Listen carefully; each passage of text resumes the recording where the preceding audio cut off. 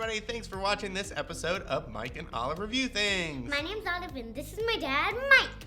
It's Sunday morning, and so that means that we're going to talk about something very specific. Your turn. Oh! And it's called The Mandalorian, Chapter 4. Lots of spoilers. Lots of spoilers, yeah. So if you haven't seen this episode, it's called Sanctuary. We're going to go deep into everything that happened in the episode. And so This is your warning. Get off now if you have not seen Chapter 4. That's important, okay? Yes. So what happens in Chapter 4? How's it begin? Do you remember? It first begins in a little village where I actually don't know what it's called. Yeah, I can't remember if they call the name. So there's like a before you even see the Mandalorian, there's just people shrimping. They're catching skrill. Was it called skrill? I don't know. But basically they're blue shrimp, and it's like a village and then they get attacked. Yes.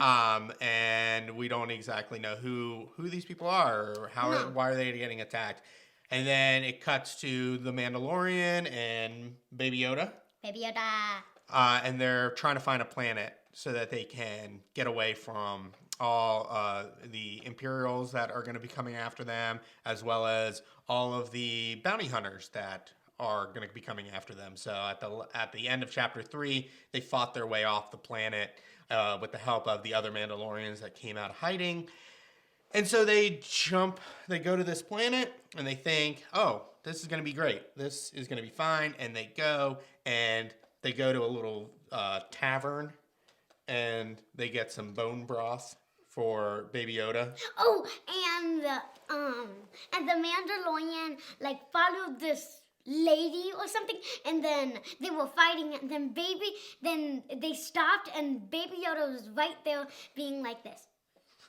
So yeah, I'm sure you've already seen the hundreds of memes of Baby Yoda drinking his little tea. My favorite one was the one that says, every mom on Christmas morning watching her kids open presents, and he's just drinking the tea. It's absolutely hilarious. And so on this planet, he meets Gina Carano, who was a UFC fighter, and her name is Cara Dune, and she was like a mercenary, and she mentions that she went in and was part of the cleanup on Endor. So on Return of the Jedi, I guess after that battle with the Ewoks and everything, the rebels sent people in there to clean everything up, and she was one of them, and so she's part of the rebel, and she's just trying to get away. So she found this planet as well, and they're like, hey, this planet isn't big enough for both of us. Like, one of us has to leave. And so... But it probably is. Right. And then I can't remember at what point... it was later. Later, then they... those villagers, the blue shrimp villagers, come and they're like, hey, we have a problem and we want you to help. Lewis is joining, yep. Our expert. And so... They're like, no, we're not going to help. We're just here. And they try to pay them, and they're like, that's not enough. And so they go, and eventually they agree. They agree to go to this village because they can spend the night there, I guess. Maybe. And then they see that there's an ATST stamp in the mud, which is one of the Battle Endor robot things that the Ewoks took down as part of the Empire. And so it seems like these raiders have one of those. So they're like, nope, you can't beat it. And then they're like, okay, we'll help you fight. And I can't remember at what point there's a bounty hunter that comes to shoot Baby Yoda. That's right at the end. Is it at? Oh, it is at the end. And then she kills the bounty hunter. So she gets saved. Oh, yeah, that's at the end so anyway, they are able to beat the raiders and everything like that. And then they're like, I'm going to leave Baby Yoda here. No. And the girl's even like, why don't you stay here? It sounds like this widow really likes you. She wants to take your helmet off and everything like that. And he's like, that's not who I am. I can't do that. And then the bounty hunter comes and tries to kill Baby Yoda. And he's like, okay. No, we're not safe. Did they leave? I can't remember at the end of the episode. Did they leave? And also, you already broke the code, so you can break the code again. Apparently. I don't think she broke the... What did he break the code? Oh, yeah. No, he broke the bounty hunter code, but he didn't break the Mandalorian code. But we did find out Mandalorians are allowed to take their helmets off as long as no one sees them, because he's like inside and the one widow was like, when was the last time you took off your helmet? And he was like, yesterday. She's like, when was the last time somebody saw you without your helmet? And he was like, I was as young as those kids. So you find out, okay, so Gina Carano's character stays, but the Mandalorian goes. And so it's interesting. It's like, this is another side quest episode where it's not the main thing. It's like, okay, we're just going to go to this planet and we're going to chill out for a while, and then stuff happens. So Molly's on. She's supposed to be at Target. Do you think she's at Target waiting in line? Maybe. This is what Lou said. Got the text. Sorry, we were watching Disney Plus. Okay, now what were you watching? What were you watching? Yeah, were you watching this episode? Were you trying to get done with it because you knew there was going to be spoilers? We watched it. We watched it on Friday night. So it came out on Friday. We watched it on Friday night. I've seen a million memes already. I think that's the reason you have to watch the show like immediately, because you're going to see like Baby Yoda like drinking a little thing of tea, and you're like, what's that going to be about? So we got a lot of Baby Yoda this week. We got children playing with Baby Yoda. Baby Yoda almost eating a frog. Yeah. He found out that maybe I shouldn't eat this frog because he like put it in his mouth and all the kids were like, and he spit it back out. So not too much happened in this episode when it comes to the main plot, other than we know that they're still looking for him. They're still looking for Baby Yoda. What is something... Hold on, we'll get to that question in a second. What did you like about this episode? I liked, this is what I liked. They were like, the Mandalorian, which we could also call Mando. Yeah, people call him Mando, so. Mando, he was working together, because I haven't really seen him work together like fighting type since I think in the second episode when his ship went down, they were just... Ship with a P. Ship went down. It sounded like you said something else. Ship. Okay. Now what's that? Lewis is saying that the helmet rule is kind of up in the air at the moment. He's like, especially with Rebels and Clone Wars and all that kind of stuff. What were you watching, Lewis? Yeah. That's one of our questions. And Chris says that best Baby Yoda content of all the episodes, that's for sure. For sure, best Baby Yoda content. I mean, playing with other kids, they're like treating him like a puppy. It's just awesome. Every single time he's on screen, like Olive and I are like, Baby Yoda. It's so awesome. I mean, and I saw another meme this week that it was like, Blaster, Baby Yoda. Blaster, Baby Yoda. And then they were like, yeah, perfect. That's exactly what we want. This is the perfect Star Wars stuff ever. It's just like fight scenes and Baby Yoda. That's what you need. And so, but the one thing that I didn't like about this episode, but it's coming clear, is they are making out to be that the Mandalorian is like just absolutely amazing. He's this amazing warrior. He's an amazing bounty hunter. But every single episode, he has had somebody bail him out.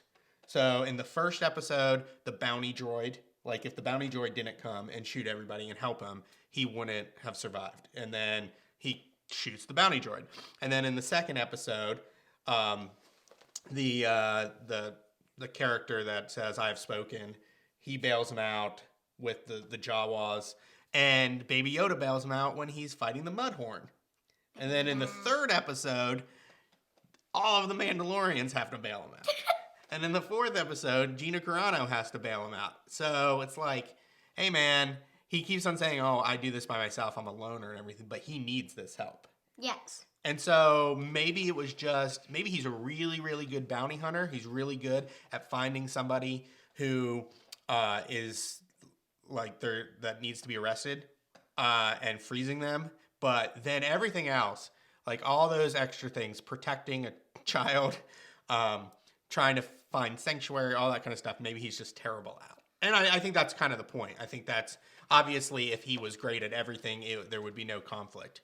Was there anything about this episode you didn't like? I didn't really like that. There kind of wasn't. This is kind of what I didn't like. So in the third one, like Mando shoots whoever he's called that he is a bounty hunter, and then we don't see him again. Weathers. Right, he gets hit with it because he had the Beskar steel that blocked him. Right? I keep thinking it's Beskar steel, but it's not. It's not. Mando is learning to make friends. Yeah, Mando's learning to make friends. We got that comment. Yeah, I think that's important. So what are some unanswered questions that we have from this episode? I think, where's the next thing? Are we ever going to see the mercenary Gina Carano character again? Are these people just getting this one episode? Taika Waititi, like, is he going to be in a different battle droid, or Taika Waititi? He was the voice of the bounty droid in the first episode. Hi. Yeah. So we got some questions. The sniper never showed up, and he left Baby Yoda there forever, and the show went back to being just about Mando. Would you still watch? Nope. Not even close. I mean, yeah, we would, but God, how them? It would take forever to forgive the Mandalorian.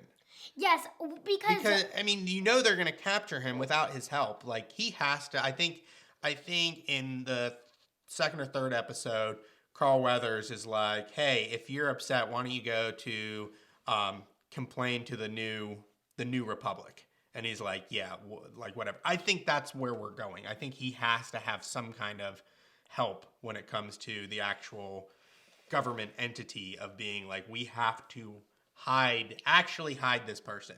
It is interesting though that, like, Baby Yoda was, they're trying to find him for all these years, and then they found him, and now he's like easily found every episode. We're gonna have to have an explanation of how they find him with the little GPS fob. When Princess Leia and Luke were hidden for 20-something years or whatever, completely fine. Like, was anybody ever going after him, or do I just not? Did I mention this is Rey and that is Luke? I don't think you mentioned that. No, I didn't.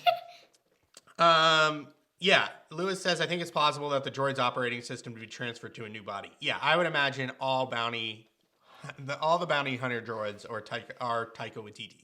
That would be great. I was thinking he would come back and be like, "Hey man, you remember you shot me in the face?" But I don't. That's also one of those things in Star Wars. Is like, can you take a droid's software, its essence? I guess they did that in Solo, where they put the droid into the Millennium Falcon. What droid? The droid, Lando Calrissian's droid. Oh. So. Someone that ends with Rose said Baby Yoda is the best because Sarah, he is. Yep. Oh, yeah. Sarah. Okay. Okay, so what is our grade for this episode? Ooh, I really like this episode, so I'm going to give it a 9. Yeah, I liked it as well. Lots of Baby Yoda, lots of fighting. There was some romantic chemistry, as much as there could be with somebody that doesn't take out their helmet. So I'm going to give it a 9 again, as well. To watch Solo again. Yeah, Lewis says he has to watch Solo again. I think we all do. So yeah, that was our review. And thanks for watching this episode of Mike and I'll Review Things live on Facebook and recorded on YouTube. We'll be here every single Sunday, hopefully at 11. Hopefully we don't lose power like we did this morning. And see you later. Bye.